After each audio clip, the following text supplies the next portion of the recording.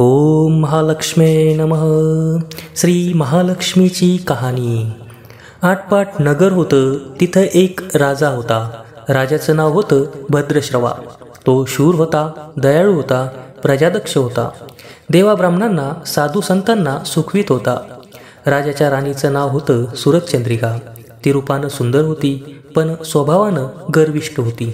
मागच्या जन्मी ती होती एका वैश्याची बायको. नवऱ्याचं तिचं भांडण होई घरी वैतागली, गेली निघून रानात. तिथं पाहिलं सुवासिनींना. त्या करीत होत्या लक्ष्मीव्रत. तिनं पाहिलं व त्यांच्याबरोबर तसं व्रत केलं. दुःख गेली, दारिद्र्य संपलं, परिस्थिती सुधारली. देवीची भक्ती करीत होती, पुढे गेली ती मरून. पुढचा जन्म स्त्रीचाच आला. पुढे भाग्य उजळलं. भद्रश्रवा राजाशी लग्न झालं. ऐश्वर्य हाती आलं. गर्वानं फुगली, गरिबांना विसरली. तोऱ्या ताठ्यानं बोलू लागली. दासदासींवर खेकसू लागली. एकदा काय झालं, देवीच्या मनी आलं. राणीला भेटावं, मागची आठवण करून द्यावी. ती ओळखते का ते पाहावं. राणी राजवाड्यात मजेत राहत होती. राजा तिचं कौतुक करी. त्या दोघांना 7 मुले व 1 मुलगी झाली. मुलीचं नाव होतं श्यामबाला. एके दिवशी अचानक देवीनं म्हातारीचं सोंग घेतलं. फाटकं वस्त्र न्याली, हाती काठी घेतली आधाराला. हळूहळू पावलं टाकीत आली राणीला भेटायला. वाड्याशी आली अन आरोळी दिली. अहो, आहे का कुणी घरी? घालील का कुणी घास? दासी आली बाहेर. म्हातारी दिसली समोर. तिनं विचारलं, कोण आहे गो तू? कुठून आलीस? काय काम काढलंस? तुझं नाव काय? गाव काय? काय हवं आहे तुला? म्हातारी सांगू लागली हळू आवाजातच. तशात खोकलाही येई मधून मधून. म्हातारी म्हणाली, माझं नाव कमलाबाई, द्वारकेहून आले इथं. राणीला भेटायचंय. कुठे आहे या राजाची राणी? दासी म्हणाली, राणीसाहेब आत आहेत महालात. मैत्रिणींशी गप्पा मारतायत. त्यांना सांगितलं तर मलाच रागवतील. तुला कशा भेटणार त्या? तुझा अवतार पाहून तुझ्यावरच खेकसतील, उनं बोलतील. मैत्रिणीही तुला हसतील. तू इथे बस आडुशाला थोडा वेळ. मैत्रिणी गेल्या की मी सांगते त्यांना. म्हातारीलाही राग आला होता. तीही संतापली. तुझी राणी पैशावर भाळली, माणुसकी विसरली. मागच्या जन्मी होती दरिद्री, आज झाली राणी. पण ती माझ्यामुळेच. मीच तिला देवीचं व्रत सांगितलं, तिनं केलं. आता देवीच्या कृपेने राणी पदावर बसली. पण देवीची आठवण नाही राहिली तिला आता संपत्तीचा गर्व झालाय. डोळ्यांवर पैशाची धुंदी आली. गोरगरिबांना कशाला विचारते ती? थोरा मोठ्यांच्या मुली मैत्रिणी झाल्या. म्हातारी, गरीब, भिकारी तिला कोण विचारतोय? ही राणी लक्ष्मीव्रत विसरून गेली. घेतला वसा टाकून दिला. उतली मातली, पण याचं फळ तिला भोगावं लागणार. नंतरच डोळे उघडतील तिचे. जाते मी परत. दासीनं म्हातारीला पाणी दिलं, हात जोडले, म्हणाली, मला सांगा ते व्रत, मी करीन नेमानं. उतणार नाही, मातणार नाही, घेतला वसा टाकणार नाही, दिलेला शब्द विसरणार नाही, मोडणार नाही. म्हातारीने त्या दासीला व्रताचा वसा सांगितला. ती उठली व काठी टेकीत तिथून निघणार तोच माडीवरून एक मुलगी लगबगीनं खाली आली. ती होती राणीची मुलगी श्यामबाला. ती आली आणि कळकळून म्हणाली, आजी रागावू नका, माझी आई चुकली, तिच्यासाठी मला क्षमा करा, मला धीर द्या. आईला दिलेला शाप मागे घ्या, मी तुमच्या पाया पडते, मुलीवर दया करा. म्हातारीला आली मुलीची दया. ती क्षणभर मुलीकडे डोळे भरून पाहत होती. तिनं मुलीला लक्ष्मीव्रताचा वसा सांगितला व ती मुलीला निरोप घेऊन निघाली. तोच राणी तरातरा खाली माडीवरून आली. दाराशी येते तर दिसली ती म्हातारी. राणी कडाडली, कोण ग तू थेरडे? इथं कशाला आलीस? जा इथून, उठ लवकर, नाहीतर ढकलून द्यायला सांगते तुला. लाज नाही का वाटत इथे यायची? दुसरं घर नाही का तुला? म्हातारीचे डोळे गरगर फिरले. कपाळावर आठ्या उमटल्या. नित्तडकन ती निघून गेली. पुढं दासीनं लक्ष्मीव्रत केलं. तिची परिस्थिती उत्तम सुधारली. ती गेली दासी पण सोडून व पुढे सुखानं संसार करू लागली. पुढे मार्गशीर्ष महिना आला. पहिल्याच गुरुवारी श्यामबालेनं लक्ष्मीव्रत केलं. सगळे नेमधर्म पाळून 4 गुरुवार तिनं हे व्रत केलं. शेवटच्या गुरुवारी थाटात उद्यापन केलं. सिद्धेश्वर राजाच्या मालाधर नावाच्या राजपुत्राशी श्यामबालेचा विवाह झाला. तिला राजवैभव मिळालं. लक्ष्मीव्रताच्या प्रभावानं तिचा संसार सुखासमाधानानं चालू लागला. पण भद्रश्रवा व सुरतचंद्रिका राणी यांची परिस्थिती हळूहळू खालवायला लागली. शत्रूनं भद्रश्रवाचं राज्य लुबाडलं. सुरतचंद्रिका राणी होती ती स्थिती बदलली. भद्रश्रवाला फार वाईट वाटे. राणीला रडू कोसळलं. पण काय करणार? एक दिवस चिंतेत उगत होता, तसाच मावळत होता. रानावनात हिंडून कष्टाचे दिवस ती काढत होती. भद्रश्रवाला वाटलं मुलीकडे जावं, तिला पाहावं. तो एकदाच तिच्या घरी निघाला. चालून चालून दमला होता. नदी तीरावर विसाव्यासाठी थांबला. राणीची दासी नदीवर येत होती. तिनं भद्रश्रवांना पाहिलं, ओळखलं. परत लगबगीनं घरी गेली. राजाला बातमी सांगितली. मालाधरानं माणसं पाठवली. श्वशुरांना घरी आणलं. मान सन्मान केला. नवी वस्त्र दिली. गळ्यात हार घातला. शांबाला वडिलांची नीट व्यवस्था ठेवत होती. राजाचे दिवस मजेत जात होते. आता परत जायचा विचार त्याच्या मनात येत होता. जावयाला तसं त्यानं विचारलं. भद्रश्रवा मुलीचा व जावयाचा निरोप घेऊन निघाला. जावयानं नोकराजवळ एक हंडा दिला.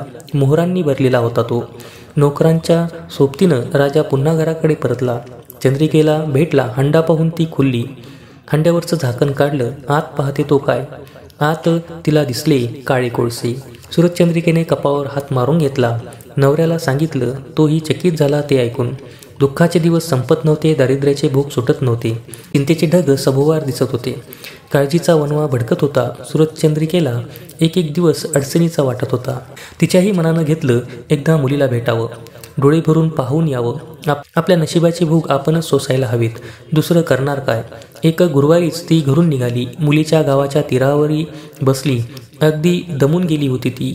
त्यावेळेस एक दासी नदीवर आली. तिनं राणीच्या आईला ओळखलं. ती महाली गेली. राणीला बातमी सांगितली. तुमची आई नदीवर बसली, खूप दमलेली दिसली. तिला आणायला पाठवा कुणीतरी. शांबालेनं रथ बोलवला. आईला घेऊन यायला सांगितलं. आई रथात बसून आली. शांबालेनं पाहिलं. आईला तिनं प्रेमानं मिठी मारली. मुलीच्या घरचं ऐश्वर्य पाहून तिचे डोळे तृप्त झाले होते, पण तोंडातून शब्द फुटत नव्हते. आईला स्नान करायला सांगितलं. मग पैठणी नेसायला दिली. गळ्यात सोन्या मोत्यांचे अलंकार घातले. आईचं रूप उठून दिसू लागलं. दुपारची वेळ झाली. शांबाला लक्ष्मी व्रताचा वसा करीत होती. लक्ष्मी देवीची भक्तिभावानं पूजा करीत होती. आरती झाली. धूपदीपांचा वास दरवळत होता. शांबालेला उपवासच होता. तो ती कडकडीत करी, अगदी निराहार राहून. आईच्या जेवणाची तयारी झाली होती. तिनं आईला जेवायला बोलवलं आणि आईला मागच्या जन्माची आठवण झाली. ती लक्ष्मी व्रताचा वसा करीत होती. लक्ष्मी देवीच्या कृपेनं ती राणी झाली होती. ती म्हणाली, श्यामा, मी पण जेवत नाही. मीही तुझ्याबरोबर उपवासच करीन. श्यामा ठीक आहे म्हणाली. मार्गशीर्ष महिनाच होता तो. 4ही गुरुवारी मुलीनं केलेलं व्रत तिच्या आईनं पाहिलं होतं. भक्तिभावानं नमस्कार करीत होती. उपवास करीत होती. सर्व दुःख दूर व्हावीत म्हणून प्रार्थना करीत होती. महिना संपला व घरी जायचा विचार ठरला. तिला पोचवायला शांबाला बरोबर गेली होती. 4 दिवस राहून शांबाला परत निघाली. मालाधारानं पूर्वी पाठवलेला हंडा तिनं घेतला. त्यात मीठ भरलं व तो नोकराजवळ देऊन ती पुन्हा आपल्या राजवाड्यात आली. मालाधाराशी गप्पा गोष्टी वेळ जात होता. त्यानं सहज विचारलं, माहेरून काय आणलं. शांबालेनं बरोबर आणलेल्या हंड्याकडे बोट दाखवलं. मालाधारानं झाकण काढलं. आता काय दिसलं त्याला? मिठाचे खडे. अगं वेडे, हे मिठाचे खडे कशाला? इथे नाही का मिळत मीठ? हो मिळतं ना, पण हे मीठ माझ्या वडिलांच्या राज्यातलं आहे. वडिलांचं राज्य सौराष्ट्रात होतं. तिथल्या शेजारच्या समुद्राचं आहे हे मीठ. समुद्र तीरावर दूरवर माझ्या वडिलांचं राज्य पसरलं होतं. पण आज शांबालेच्या सांगण्यातली गोम राजानं हेरली होती, पण तो विचारचक्रात गुंतला होता. शांबाला सांगत होती, हे मीठ जीवनाचं अमृत आहे. मिठानं अन्नाला रुची येते. मीठ नसेल तर सारे पदार्थ अळणी बेचव. जो माणूस जिथं मीठ खातो तो धन्याशी नेहमीच इमानी राहतो.